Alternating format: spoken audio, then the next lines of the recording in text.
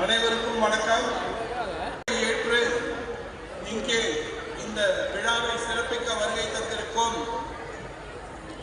ஸ்ரீவில்லிபுத்தூர் ஜூயர் ஸ்ரீ சடகோப ராமானுஜம் சுவாமிகள் அவர்களையும்